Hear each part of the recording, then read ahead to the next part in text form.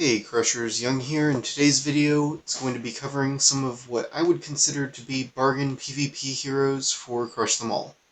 Before we get started, if you have any questions or comments after watching this video, I would encourage you to leave them in the comment section below, or you can reach out to me through the official Discord, which you can reach through the settings of the game located here in the community section. I would also ask you to subscribe to this channel if you haven't already done so. That way you can catch all my videos when they come out and stay up to date on all the latest Crush Them All news and information. This week's video is going to be a little bit different than videos that we've done in the past.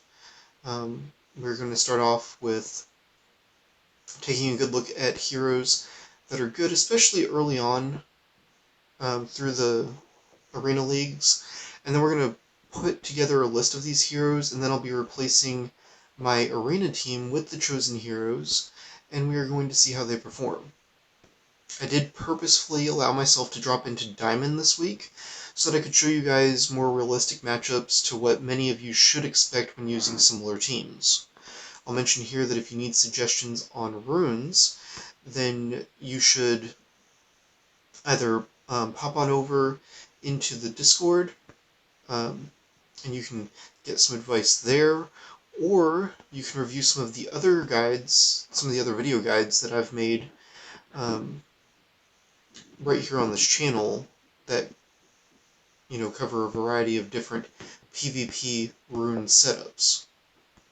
So you guys should be able to find some resources there to help make things a little bit better and easier for you.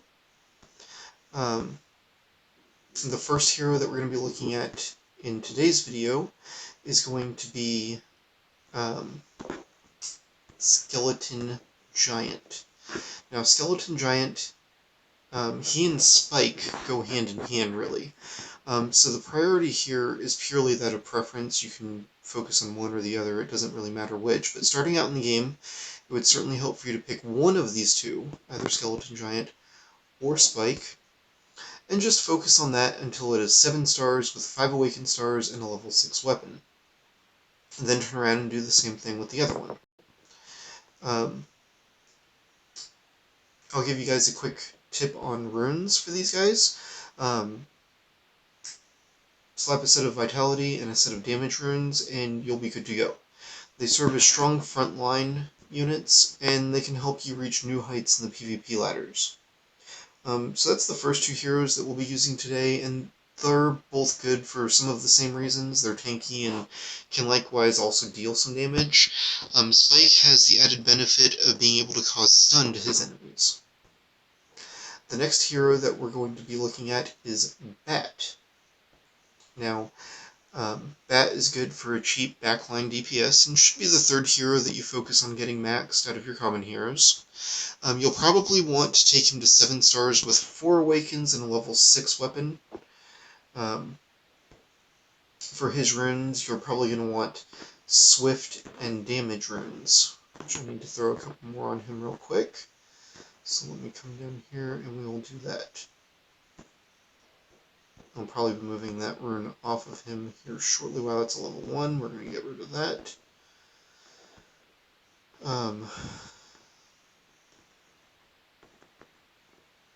It's unfortunate that's so low down in there, but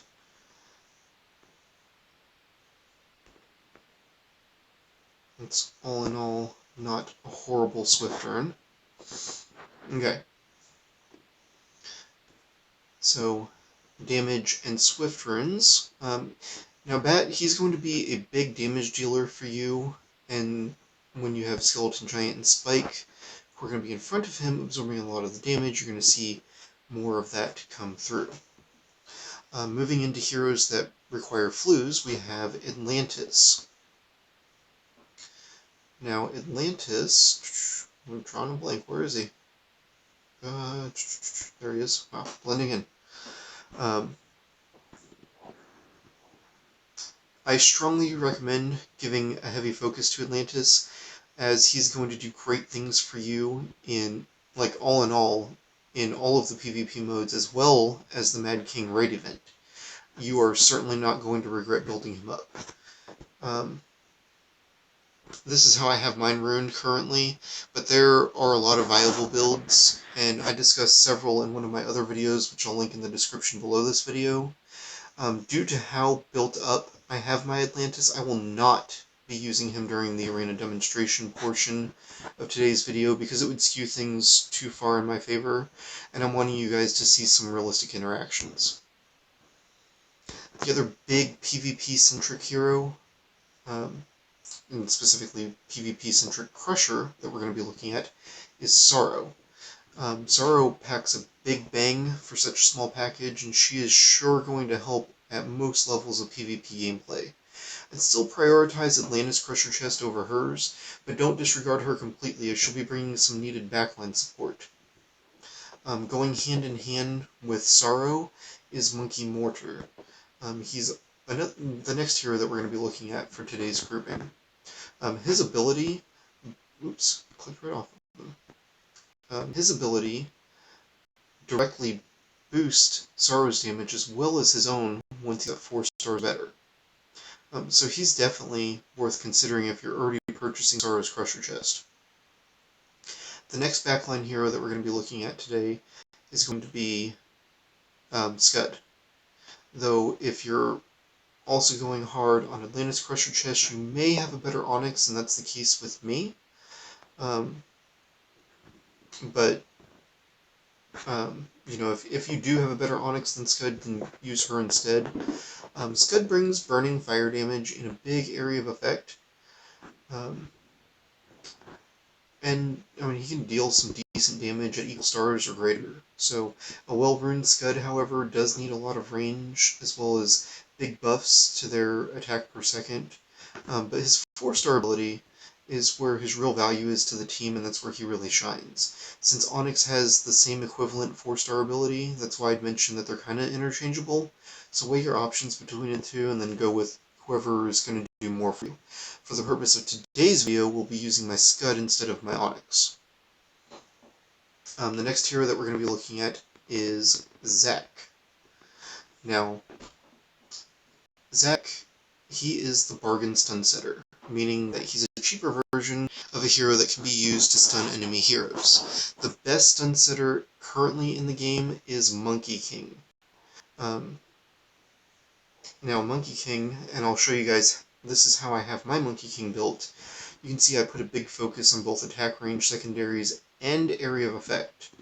And then we'll switch back over to Zac, and, oops, clicking a little too fast there.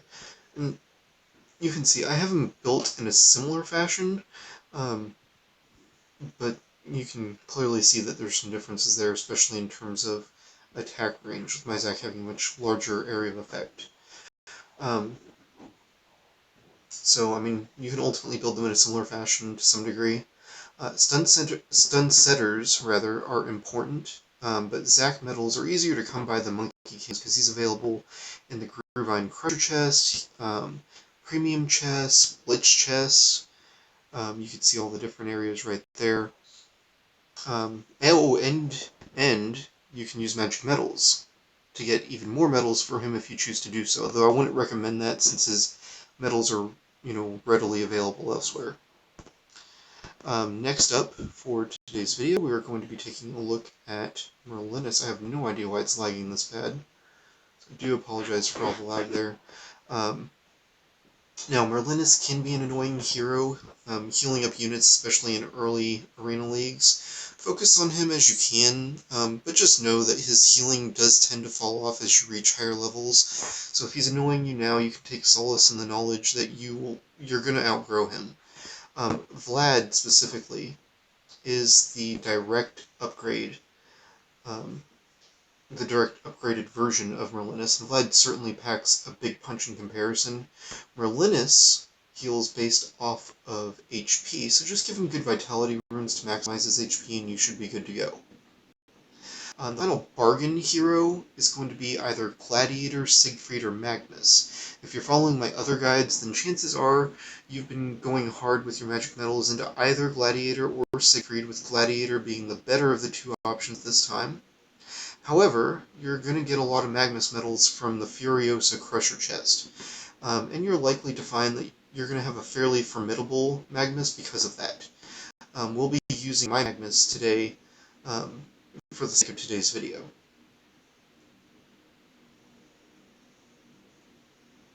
Okay, now that we've gone through all that, we're going to go ahead and come on over to Arena. You can see I'm in Diamond, again for the sake of doing today's demonstration. And Diamond 1 may still be a little bit on the low end, considering I'm normally in Legendary. But we're going to go ahead and we're going to put together the team that we discussed earlier. So we're going to bring Spike, Skeleton Giant.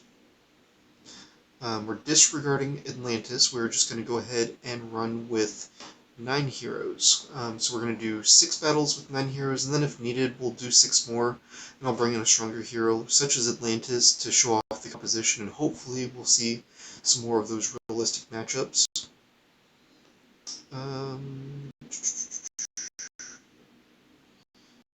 Okay, so we got Psyche, we have Skeleton Giant. We're going to be bringing in Scud, Monkey Mortar, Zac. Come on, Zac. Merlinus. We're going to bring in Sorrow and Bat. And Magnus. There's one left. Who was the other hero that we covered?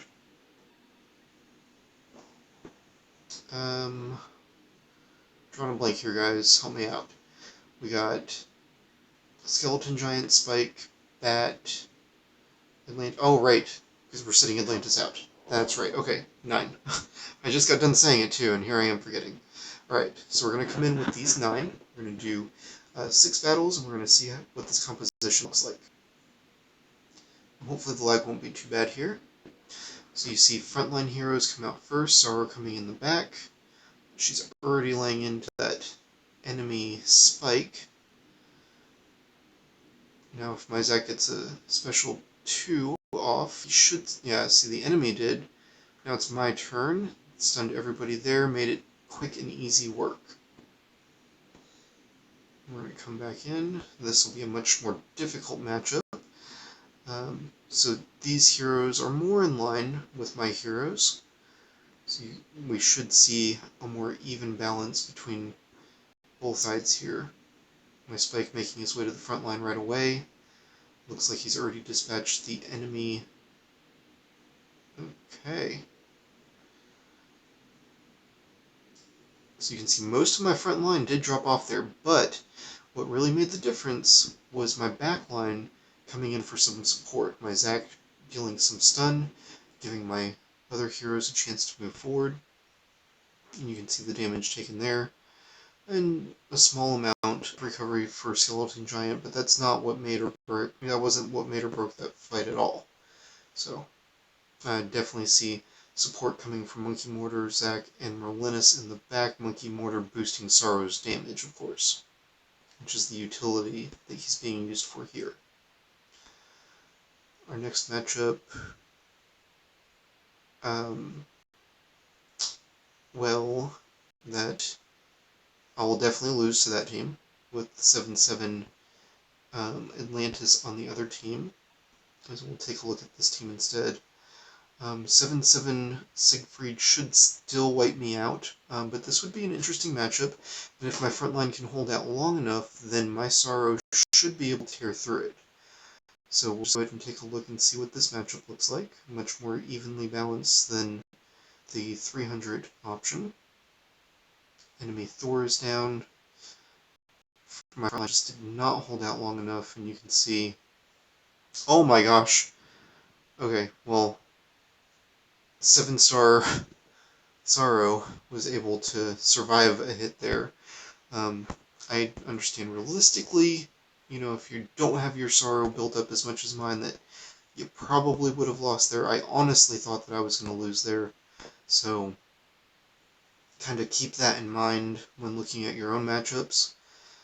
We'll go ahead and jump into this one. This is the 300 option. Fortunately, my Magnus got right on the enemy Leaf Blade and took it out in 2 hits, which kept it from popping its bubble shield. That would have stalled out my front line quite a bit, and although it may not have been a hard sway in this battle, it definitely would have tilted more into my opponent's favor there. And you can see Scud dealing extra damage there because the burning done against the enemy Voodoo Dagger, and I don't know if it got a shot off against Leaf Blade or not. You can see Magnus taking quite a bit of the damage there. We've got 2 battles left, it's looking really good.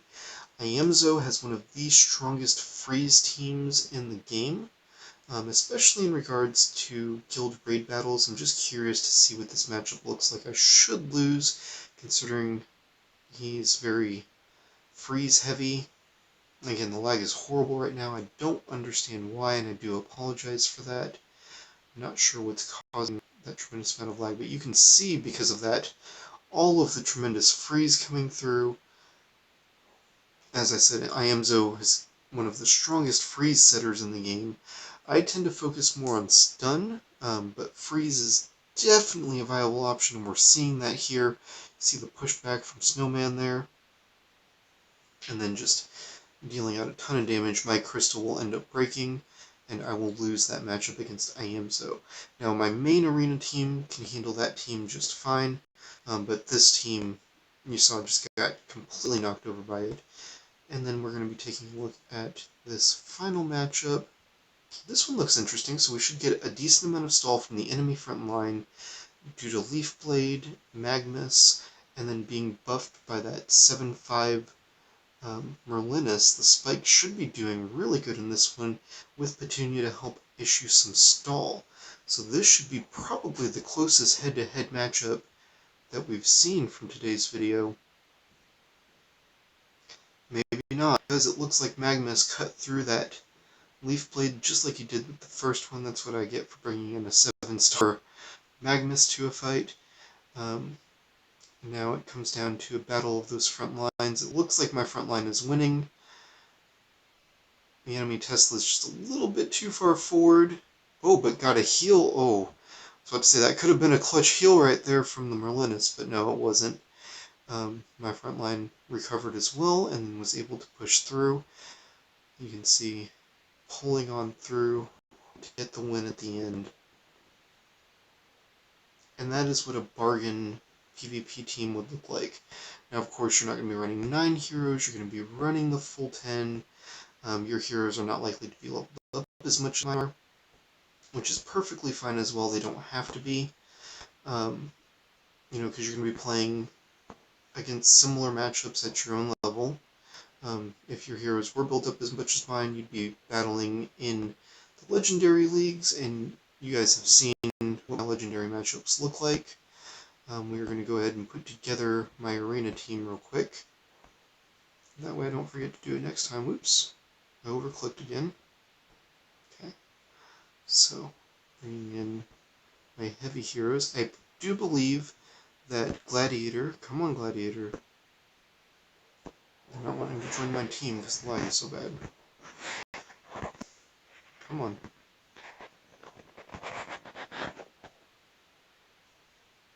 Okay. Wow, that lag is awful. I still have no idea what's causing that. I do believe that Gladiator is going to be the next hero that I awaken, which means that I'll be saving up 20,000 arena shards, and I will be making him a 7/7. He is the best tank in the game, and I definitely want to maximize on that. Why is that not working? Okay. Not gonna lie, it's frustrating me a little bit. I'm tapping these, they're just not wanting to jump in. Okay, and then what were my last 2? I honestly don't remember. So, Parato to buff my Atlantis.